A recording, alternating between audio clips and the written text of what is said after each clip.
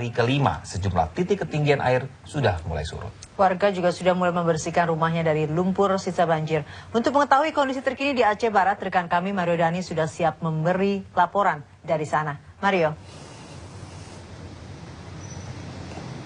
Ya, Sinta, Rizky dan juga pemirsa, memang benar sekali memasuki hari kelima pasca bencana banjir yang terjadi sejak Sabtu dini hari kemarin hingga hari ini. Memang beberapa atau 12 kecamatan, dari 12 kecamatan maksud kami 8 kecamatannya sudah surut dan ada 4 kecamatan yang belum surut, termasuk ada di desa Padang Serahid di kecamatan Joan Pahlawan.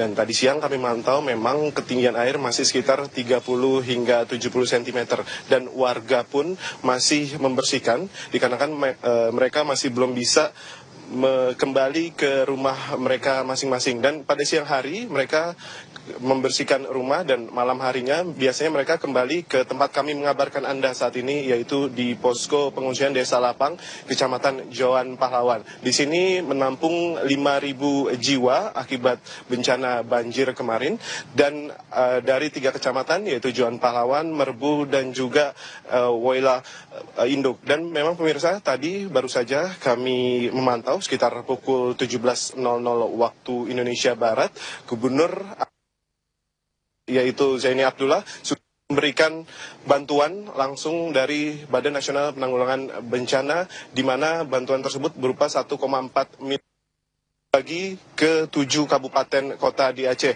di mana satu kabupaten memperoleh sekitar 200 juta rupiah.